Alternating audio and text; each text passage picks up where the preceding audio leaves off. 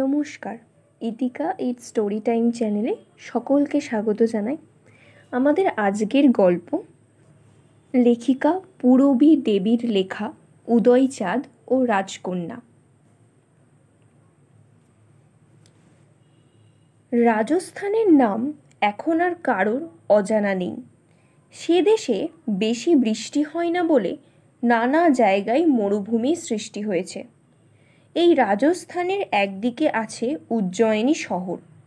অনেক দিন আগে এই উজ্জয়িনী শহরে একবার অনাবৃষ্টি হয়।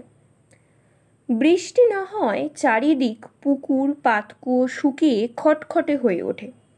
চাষবাস বন্ধ হয়ে যায়, খাবারও আস্তে আস্তে ফুরিয়ে আসে। পেটের জ্বালায় গরিব দুঃখীরা দেশ ছেড়ে ভিন দেশে যাত্রা করে। তখন সেখানে উদয়চাঁদ নামে একটা ছেলে থাকত। তাকে যেমন সুন্দর দেখতে তেমনি হাসিখুশি ছিল তার হাবভাব। তার বাবা মা কেউ ছিল না, তাই সকলেই তাকে খুব ভালোবাসত। সেও আর সকলের মতো দেশ ছেড়ে বেরিয়ে পড়ে। হাঁটতে হাঁটতে ক্লান্ত হয়ে সে একটা শহরে প্রবেশ করে। শহরে ঢুকে সে খুবই আশ্চর্য হয়ে যায়। সারা শহর একেবারে ফাঁকা, কেউ কোথাও নেই।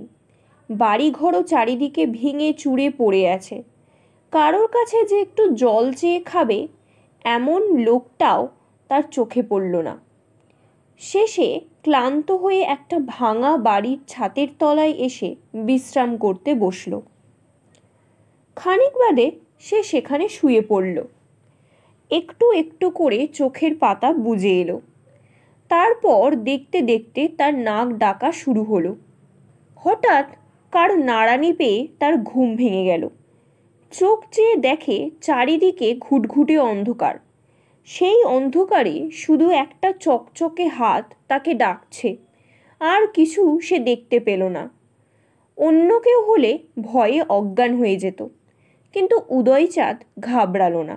সে ভয়ও পায়নি। কেন জানো? তাকে ছেলে বয়স থেকে কেউ কখনো ভয় দেখায়নি বলে। হাতটা হাতছানি দিয়ে ডাকছে দেখে উদয়চাঁদ তাড়াতাড়ি উঠে পড়ে তার পিছু পিছু যেতে শুরু করলো। শহর পার হয়ে হাতটা এসে ঢুকলো একটা মস্ত বড় প্রাসাদে।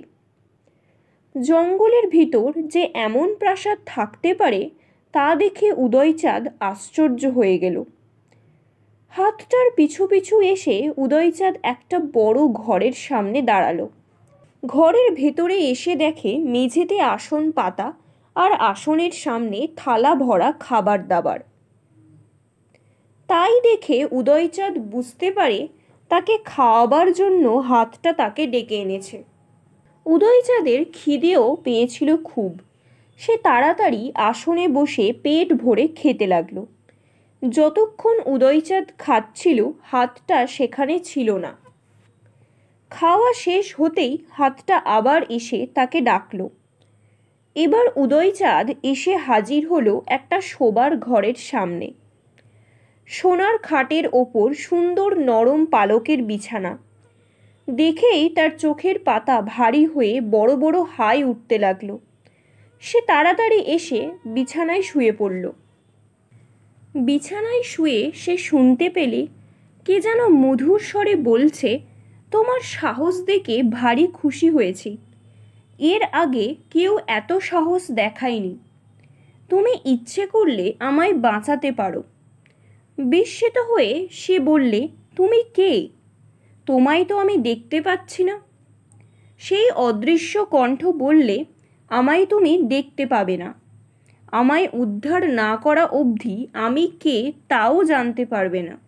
আমায় কি তুমি রক্ষা করবে? তাহলে পরপর 3 রাত্রি যাই ঘটুক না কেন তোমায় মুখ বুজে সব কিছু সহ্য করতে হবে। করব। তার কথা শুনে সেই অদৃশ্য কণ্ঠ নিস্তব্ধ হয়ে যায়, আর উদয়চাঁদ অঘোর ঘুমে ঘুমিয়ে পড়ে। মাঝরাতে হঠাৎ কিসের শব্দে উদয়চাঁদের ঘুম ভেঙে যায়। চোখ খুলে দেখে একদল ভূত লাঠি নিয়ে তাকে মারবার জন্য তার বিছানার চারিদিকে ঘিরে আছে। কোনো শব্দ না করে উদয়চাঁদ চুপ করে পড়ে থাকে। উদয়চাঁদ ভয় পেয়ে চেঁচিয়ে উঠল না দেখে ভূতেরা তাকে বেদম মারতে শুরু করে। মারতে মারতে তাকে আধমরা করে তার শরীরের সব হাড়গোড় ভেঙে দিয়ে সকালে চলে যায়।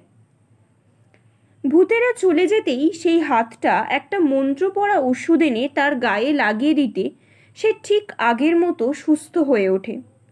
তার মনেই পড়ে না যে সারা রাত সে ভূতের হাতে মার খেয়েছে। তারপর দিন রাত্রে আবার ভূতেরা এসে তাকে বেদম পিটোতে থাকে। উদয়চাঁদ নড়েও না, কথাও বলে না। ভূতেরা চলে যেতে সেই হাতটা আবার ওষুধ এনে তাকে সারিয়ে তোলে।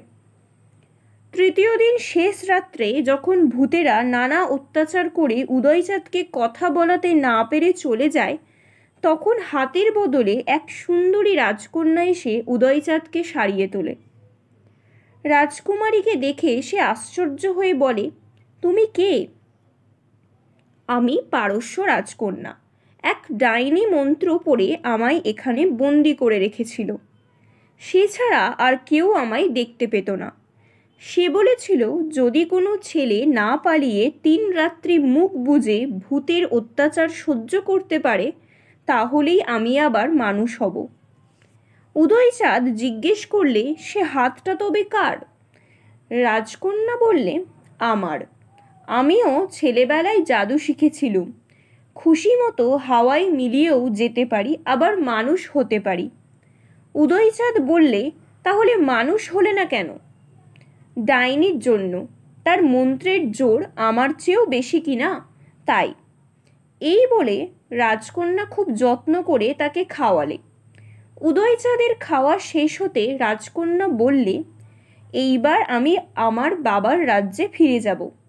সে কথা শুনে উদয়চাঁদের মনটা খুব খারাপ হয়ে গেল।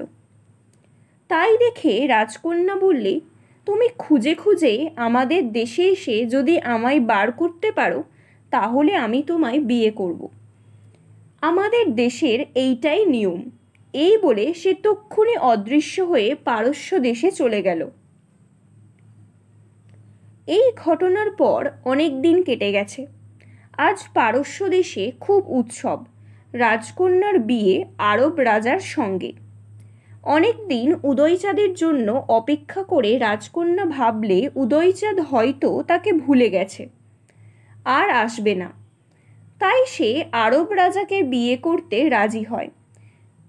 বিয়ের দিন রাজকন্যা শকটে উঠতে গিয়ে দেখে পথের পাশে ছিন্ন পোশাকে দাঁড়িয়ে উদয়চাঁদ তার দিকে করুণ দৃষ্টিতে তাকিয়ে আছে। তাই দেখে সে ইশারা করে উদয়চাঁদকে ডেকে নিজের গাড়িতে তুলে আরব রাজার বাড়ি এলো। আরব রাজার বাড়িতে এসে বললে, মহারাজ, আমার এক সমস্যা হয়েছে, আপনার উপদেশ চাই। কি সমস্যা বলো? রাজকন্যা বললে, অনেক দিন আগে আমার রত্নগৃহের চাবি হারিয়ে যায়। আমি একটা নতুন চাবি করিয়েছি, কিন্তু এখন পুরনো চাবিটা আবার পাওয়া গেছে। কোন চাবিটা রাখবো? রাজা বললেন, কেন? উত্তর তো খুব সোজা, পুরনো চাবিটাই রাখবে। তখন উদয়চাঁদকে দেখিয়ে রাজকন্যা বললে, এই সেই পুরনো চাবি। রাজকন্যার কাছে সব কথা শুনে আরব রাজা শুধু তাদের যে বিয়েতে মত দিলেন তা নয়, অনেক উপহার দিয়ে তাদের খুশি করলেন। তারপর তারা সুখে বাস করতে লাগলো। আমাদের আজকের গল্প এই পর্যন্তই। এই রূপকথার গল্পটি কেমন লাগলো তোমাদের অবশ্যই কমেন্টে জানিও। ভিডিওটি ভালো লাগলে লাইক অ্যান্ড শেয়ার করে দিও। এরকম গল্প শুনতে চ্যানেলটাকে সাবস্ক্রাইব করে পাশে থেকো। Thank you for watching.